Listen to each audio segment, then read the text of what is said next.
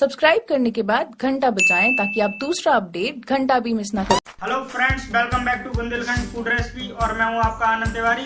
और आज आपके लिए बहुत ही टेस्टी और डिलीशियस डिश लेकर के आया हूं जिसे बहुत ही कम समय में हम बना करके तैयार कर सकते हैं, जिसका नाम है पोटैटो स्नैक्स। तो आज हम इसे बनाएंगे, चलिए। फ्रेंड्स, जैसा कि आप लोग देख सकते हैं, ये मैंने एक बड़ा सा बाउल लिया है और मैं बाउल में 100 ग्राम बेसन डाल दूँगा। ये बेसन मेरे घर के चनों का बना हुआ है, आप चाहें तो मार्केट से भी खरीद सकते हैं। तो फ्रेंड्स, अब हमें इसमें डालना है 1 टीस्पून जीरा। फ्रेंड्स, 1 टीस्पून हम इसमें हल्दी पाउडर डालेंगे एंड 1 टीस्पून हम इसमें डालेंगे धनिया पाउडर।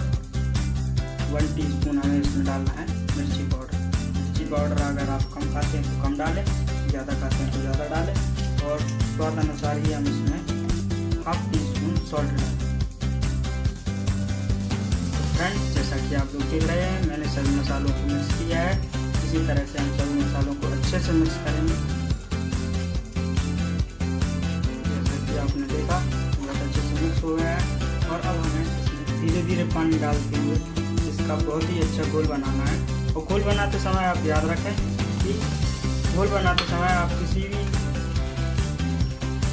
कोई सा भी पेस्ट बना रहे हो, किसी भी तरह से बना रहे हो, उसको एक ही एंगल में घुमाएं। अगर आप दूसरे एंगल में उसको घुमाते हैं तो उसमें ढेर पड़ जाते हैं। तो देखिए फ्रेंड, इसी तरह से हम इसको अच्छे से घुमाते रहेंगे। और जब हमारा इस तरह का पतला गाढ़ा सा पेस्ट बन जाएगा तो हमें उसको थोड़ा सा वाटर और डालने के बाद पतला करना है अच्छी तरह से, कुछ इस तरह से फ्रेंड। तो ये पेस्ट अच्छे से मिक्स होना चाहिए, इसमें एक भी बेसन की गुठली नहीं होनी चाहिए। और इसलिए आप इसको करीब 5 से 7 मिनट तक बहुत अच्छे से चलाएं। इस तरह से हमारे चलाने के बाद ये बहुत ही अच्छा हो जाएगा। तो फ्रेंड्स, यहाँ पर मैंने एक कढ़ाई रखी है और मैं इसमें ऑलिव ऑयल डालने वाला हूँ। आप अगर चाहें तो सरसों तेल और किसी भी एक्स्ट्रा ऑयल का यूज़ कर सकते हैं। रिफाइंड ऑयल नहीं होगा तो चलेगा। और फ्रेंड्स, ऑयल के गर्म होने के बाद हमने जो पेस्ट बनाया था उस पेस्ट को हमें अपनी कढ़ाई में पूरी तरह से डाल देना है, कुछ इस तरह से।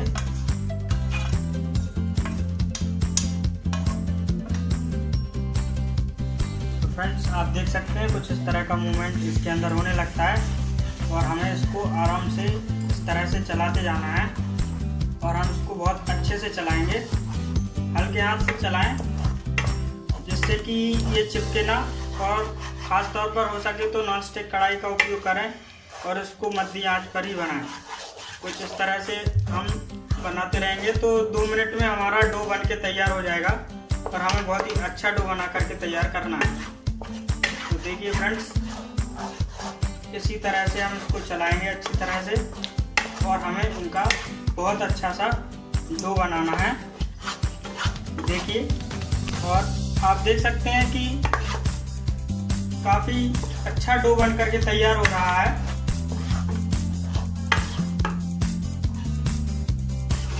तो फ्रेंड, देखिए आप, हमारा डो बन के तैयार है। और अब हमें इसको ठंडा होने के लिए रखना है। फ्रेंड, देखिए मैंने इसको अच्छी तरह से गूंथ लिया है। और अब हमें क्या करना है इसमें कि बारीक कटा हुआ जो धनिया होता है हमारा, उसको थोड़ा सा हम इसमें डालेंगे।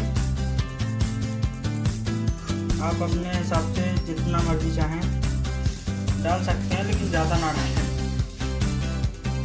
और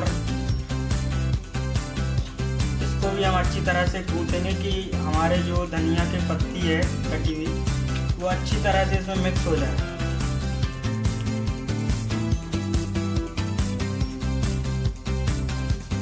तो फ्रेंड, हमारा डो जो है वो बन के तैयार हो गया है। और अब हमें इसको एक प्लेट में अच्छी तरह से रखना है।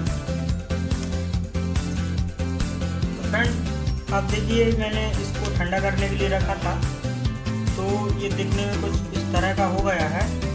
तो हमें इसको इस तरह से गूंथना है, जिस तरह से हम ना आटे का डो होता है उसको गूंथते हैं।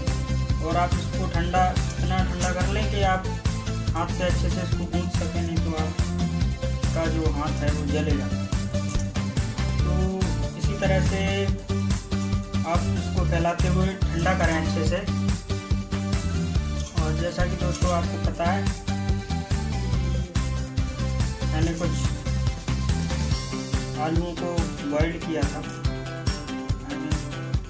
तो उनको मैंने क्रश किया है। और आप मीडियम साइज़ के 2 आलू ले लें और उनको अच्छे से बॉइल्ड करने के बाद इस तरह से क्रश करें, देखिए आप। और उसको इसके साथ अच्छे से गूंथ लें, आटे की तरह गूंथें आप।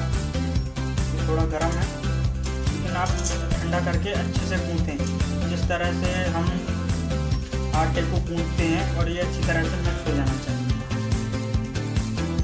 तो फ्रेंड, जो हमारा डो है इसके हमें बहुत ही पतले पतले पीसेस बनाने हैं बर्फी की तरह। तो हम एक कोई भी प्लेट या कुछ इस तरह से चौकोर आकार का ढक्कन लेंगे, जिसमें हम इसको अच्छी तरह से ऑयल लगाने के बाद जो हमारा डो है उसको इस पर फैला देंगे। फ्रेंड, जैसा कि आप जानते हैं, ये थोड़ा सा ऑयल है, और मैं अब इसको इस पर अच्छी तरह से लगाने वाला हूँ कि कुछ इस तरह से, जिससे कि हमारा जो डो है वो प्लेट में चिपके ना। और ये लगाना ज़रूरी रहता है। घी हो घी लगा सकते हैं आप, ऑयल हो ऑयल लगा सकते हैं। ये ऑलिव ऑयल है तो कुछ भी लगाया जा सकता है। इस तरह से लगाने के बाद जो हमारा डो है, ये तो हम इस पर रखेंगे कुछ इस तरह से, देखिए आप देख सकते हैं फ्रेंड। और पतले आकार तक होने तक, इसके बराबर भी चलेगा। अगर आपका डो कम है तो आप इस तरफ रहने दें थोड़ा, लेकिन हमारे पास पर्याप्त मात्रा में डो है, तो इसी तरह से हमें इसको पतले आकार में इस पे अच्छी तरह से फैलाना है।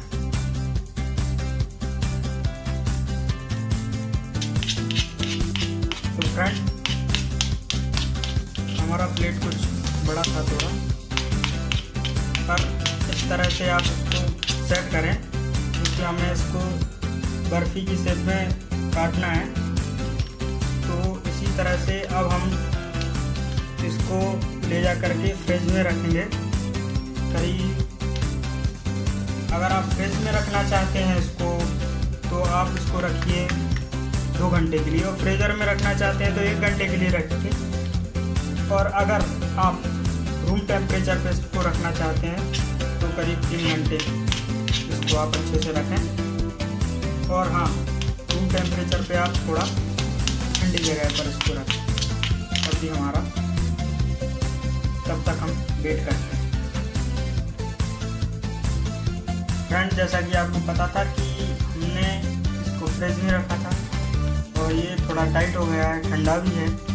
तो अब हमें क्या करना है कि इसके पीसेस काटने हैं, जिस तरह से हम अपने यहाँ मिठाई होती है उसकी बर्फ़ी के जो पीसेस होते हैं, उसको बर्फ़ी शेप में हमें काटना है।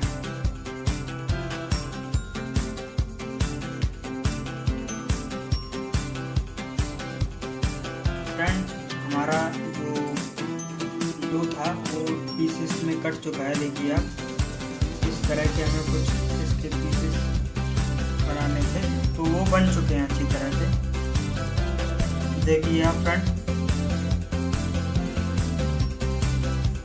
और अब हमें इनको डीप फ्राई करना है, तो हम अब इन्हें डीप फ्राई करें। फ्रेंडों, आपको जैसे कि पता है कि अब हम ये जो पीसेस बनाए थे इस तरह के, उनको हमें डीप फ्राई करना है। तो हमें उन्हें बहुत ही मध्यम आंच पर और कम ऑयल में और बहुत ही हल्के से डीप फ्राई करना है जिससे कि ये टूटे ना